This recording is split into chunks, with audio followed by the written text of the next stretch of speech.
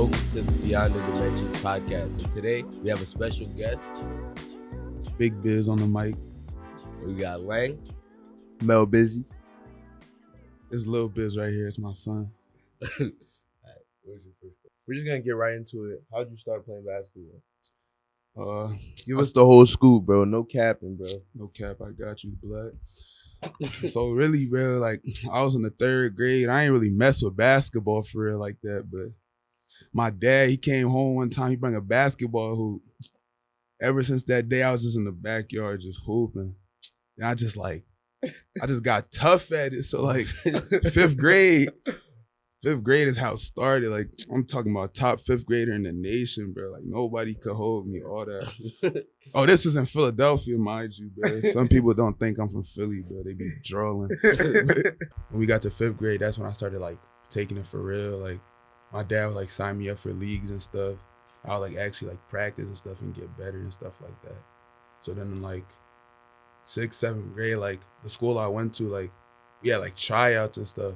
I ain't really like I know how to play basketball, but like usually like for like school ball, there's like certain like plays you gotta know. You gotta just like know the fundamentals. I didn't really know the fundamentals. I was just like a skilled player. Who do you think your game compares to in the league?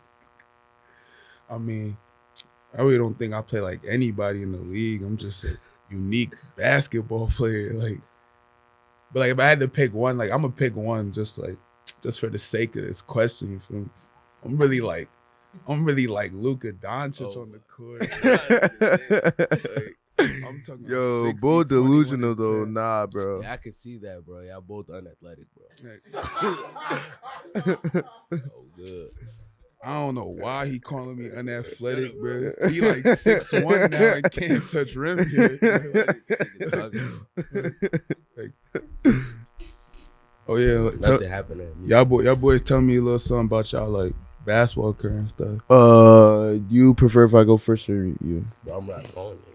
All right, I'm gonna go first, I guess. Yeah. So I was born and raised in Philadelphia, Northeast. Growing up, I wasn't really like a basketball fan per se. I was really just into wrestling and stuff like that. That was like one of the main things. That was one of the main things. Them were like grabbing folks. Not even talking about real wrestling. Talking about WWE. Bro. No. I used to actually wrestle. Oh, No. Them were drawing. Nah, bro, you drawing. Chill. So I used to wrestle and stuff like that, and that's how I had like pictured myself doing in the future as like a job. And I moved to Fargo like around 2016. Came to Fargo, and I met the group of guys, and my cousin lived down here, and they really got me into basketball. But at first, I wasn't really jacking it for real. I was just like, basketball wasn't my thing. Like, I was not jacking it for real until middle school came. I started taking basketball more and more serious. But like, I wasn't really the picture boy type of kid where like, oh, what coaches look for, or even off the court. Like, I had real behavioral problems where like sometimes I'll do irrational stuff, or I would feel like I could do what I want and not really care, because basketball wasn't a focus for me. School wasn't really like a thing that I really cared about, to be honest. I was just like, all right, after high school, I'm going to do wrestling. That's what I was thinking about. Bro, why are you laughing, bro? Stop. No, bro. Bro, stop. Bro, yo, young boy, you drawn, bro. Bro, on God, bro, this is not These Jones. He drawing. He want to be fighting in his drawers. Yeah, what's your wrestling name, Bro, I don't know who that is, bro. There's two types of point guards. There's a traditional point guard and a modern point guard. So to me, a perfect point guard is the mixture of both. So traditional, that's like he wasn't even looked to score. It was just passing and leadership. and like modern, it's like it's more to score. There's still playmaking into it, but it's like just you're the basically main scoring. scorer, And like one person that I really like is like John Morant, because like a lot of people don't see his leadership. Like I watched one of his mic'd up videos, and like he's talking the whole time, and he's telling his teammates where to be. And, like that's like a perfect point guard to me. Okay, next. You want to go? I feel like a true point guard doesn't have to be like a person who racks up a lot of assists or stuff like that. It's like a person like when their team's like down, they can also be like a leader. Usually the point guard is the leader, but usually like the point guard is the leader and stuff like that. But like when they're like teammate, like say if their teammate like does a bad play, he has his head down, he makes sure like that guy straight picks his head up for him and like encourages him through it. It doesn't have to be like someone that like scores a lot or just racks up a lot of assists. That's how I feel. Yeah.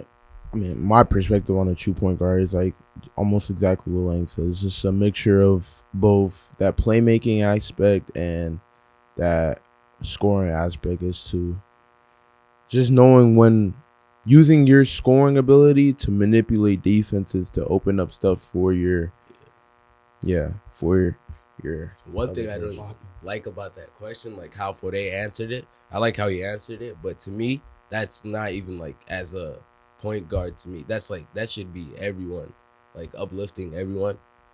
Like, I don't like what makes like a true point guard. Yeah, I don't like the notion. I don't like the notion behind it, like leader. Not just as a true point guard. It's different approach for who it is. Like if it's a more emotional player, like you look at it as like a you talk to him softly, and you know like the certain energy of someone.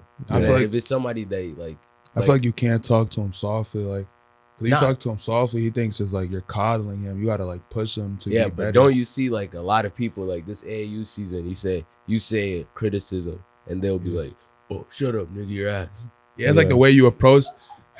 If you approach them like if you call because like after games, I ain't gonna lie, I'll be calling these kids ass and shit. Like they'll just get mad at me and just like start calling me ass too. Yeah, but you gotta notice like, bro, it's like the way you approach them.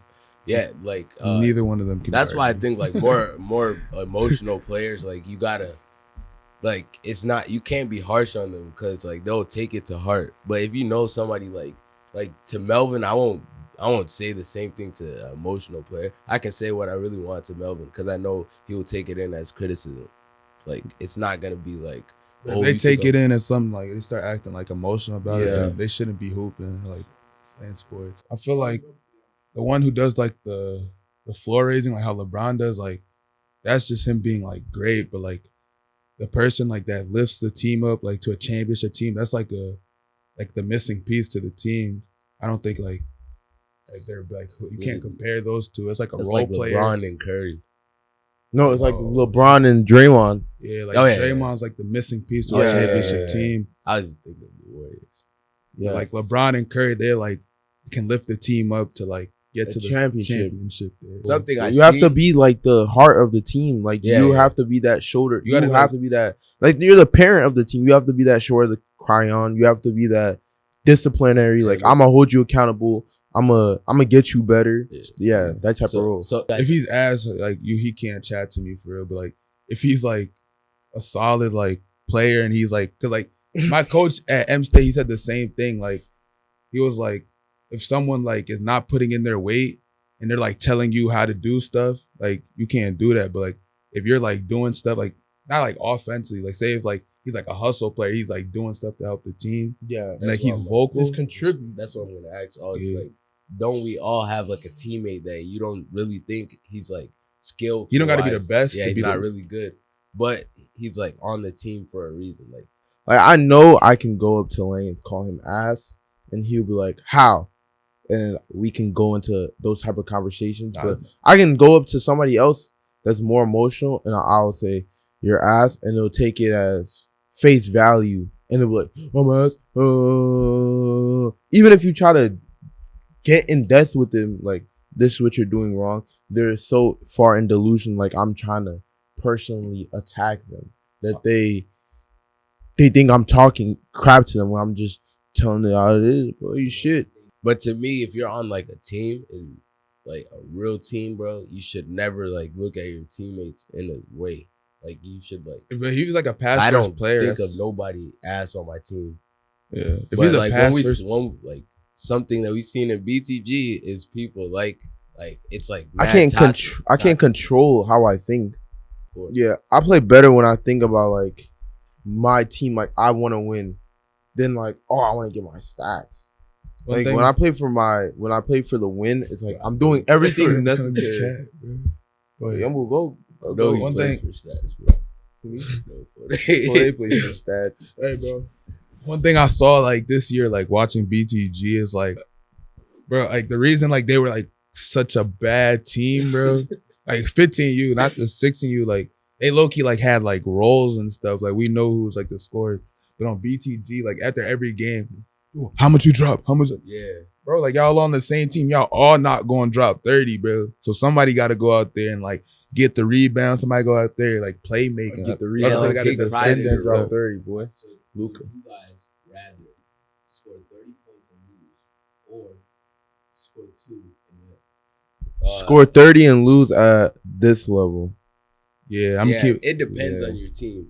I ain't gonna like- lie, I'm gonna keep it a beam, bro. Like I'm it depends keeping the whole level, beam, bro. It depends the level. If I'm at high school, like I'm 2-2 and win, bro, I'm not jacking it. Yeah, But I'm not 30, jacking it, bro. like, 30 that can get you out and get to a higher level. Yeah, bro. you can. I Yeah, think you're gonna be like that's his. like that's why it's in our mind, because like dropping 30 is gonna get us to the next level, and dropping 2 is not really gonna get us to D1. But when you're D1 and you win, it can take you to March feel like- Madness, the tournament. Yeah, It's like and then you D1 get and noticed. NBA. Yeah, that's D1 what I'm and saying. So D1 and college, NBA, yeah. then you play for like all that. But in high school, like you're trying to do whatever you can to get you out. do have to play for yourself. Oh, but like no, that was So when I said for the question before that, I asked you guys to get to the next level. Oh yeah, then you play for you play for yourself. no. I got You play for win, but like Bro, as drop 30. the thing is, like when you said the 2 and lose, like I'm tweaking. Like you can drop 2, but like you can still go D1 if you're doing other things on you the gotta court. play your part. So like I rather like probably like the 2 and like I'm doing other stuff because like I don't know. I don't think You have- That's only one game. I didn't say for the whole season. I'm just saying. just in That general, already yeah. happens, bro. yeah, because college Yeah, it coaches, already bro, happens. You drop college 2 coaches they don't somewhere. really That's go off wrong. like your stats, bro. They go off like my coach told me to go off like the eye test on how you look first. Like if you have like that type of body that's ready for D1 and like your play style, they don't look at like how much points you score because like you can be like a 6'1" guard. If you're doing center moves, they're not gonna like really jack that and stuff. But like Yeah, it's all about how you look as a player. It's like your makeup as a player. the way they said like 30 and lose, they're thinking like the more I score, like coaches are gonna mess with me more. But like it's really like all the other stuff you do on the court. Yeah, it's like how you look. Yeah, I'm really thinking about like Fargo basketball. yeah. I'm thinking about Fargo basketball more than I'm Like, thinking I think about. if you're like in a good program and you drop 2 2 you and do other lose, you stuff, win, you yeah, still, you- like, Nah, he you're was gonna like, he get also that was offer. right though. It was like also the level you're playing at and stuff. Like Fargo, you see people that drop 30 and they lose. they still get like They their still- looks. yeah, yeah. offers, bro. They still They- get. Yeah, Yeah, Luka Doncic and Jason Tatum. yeah. But sometimes they like go drop coaches the like same. they emphasize Jason. defense, but like sometimes Jason. like someone's offense is just so Jason. good it just like makes up for the defensive flaws. Yeah, that's what I'm saying. That's what that's the biggest arguments with like a really offensive heavy player like a Harden or a Curry. Like their numbers are so crazy and their impact and their gravity offensively makes up for their defense. Yeah, to me, like a basketball player, I don't know, like it's been changing now. Yeah, Wait, you said it's yeah. who you think the changing. greatest of all time is? Harden's defense is cake, but bro, look what he does on offense, bro. Come on. Bro, I Playmaker. In the NBA now, it's not even like off like individual defenders, like on ball defense. It's more of like a team defense. Yeah, It's who's like- a better best help defender? That's why Draymond looked as a like a great defender. defender, but like, bro, you get him on that island, Yeah, his plus minus was so low. he's not that bad of an on ball defender, but like certain players good. I mean, everybody. He's gets not. got, He was actually like a below average on ball defender. Yeah, The year he didn't have Curry, he was a below average on ball defender. But his whole defense is magnitude. It's like he's helping. He's playing his role within the team he's in. It's not as better fun to play to me. Like, I mean, I don't the- really like The enjoy NBA watching is just them. like not I don't as want- entertaining in the regular season. 'cause I don't it's like just, watching basketball it's in running the up and NBA. down. College basketball, like March Madness, is like Yeah. more competitive. It's Yeah. like they're more into it. Yeah, I want to see a good defensive possession without people having to play with their hands behind their back. I feel like people undervalue how much skill that goes into defense because defense is truly a skill that you have to hone in on. Like, yeah, you can be laterally fast. You could be super athletic, great wingspan, but you have to have defensive IQ. Yeah, like that's such a big thing. And knowing people's tendencies, having good hand training, good hand speed, stuff like that. Knowing when to jump or sit down for blocks. Knowing your personnel, like even knowing your own ability. Yeah. Like, a lot of people like play too much up, not knowing that that they're not. Yeah, they're not the quickest. Yeah. So you're playing. You have to play to your strengths defensively to maximize how good of a defender you are. The best player in Fargo is not focused. In the Man, EDC. High school? Damn, I ain't trying to be a fan, but Yeah, bro. I'm not I'm not no fan. it's really my boy Mel Busy for real. Like, it's Who like is my he? boy, Good my lad. boy A-Prod Yeah. really tough for real. Who's that? But like, Cheyenne? he went to the ops, bro. You know how the ops Mike. do, folks. But he did my Oh, yeah, man's Mike. dirty. Mike. My boy really like that though. Alex is tough, bro. Yeah, But Niles Ian was is like better. that. I feel like they got to give Alex Nah, more. Alex If they would have is gave him more actually so- opportunity, they would. Yeah, you can see him. He right would've now put folks on his notice. IG. Yeah, he's averaging He's literally cooking. cooking. Prep school He cooking. looks like a different player from Davies, bro. He's more confident now because his coach giving him like that opportunity. Yeah, he looks so unconfident in Davies. Like, bro, you could see. The greatest team in NBA history is the Lakers. Skill-wise, Lakers. it was the Warriors, but like they didn't complete that season, so like can't really. Nah, I ain't gonna lie, they're the best team of all time. Oh, like Warriors. time period. Warriors with KD. I think we all know that. Like I can say like the 2016 Cavs. Yeah. 2016 Cavs. Hell no. Hell yeah, bro. They Warriors. literally created history. No other. They team created did that history, in but they're not the final. best team. Bro, they're not better than Durant. Durant's team, bro. Come on, bro. Durant and Ward. Durant, Curry is Bro, like. that was a crazy ass season, bro. Thank you for tuning in to Beyond the Dimensions. Thanks for having full biz. Thank y'all boys. Thank y'all boys for having me, man. Yeah, no problem, boy. All right, man. Big biz out. Hey, All tune that. in on all platforms. We gonna catch y'all in the next episode. Mel Busy.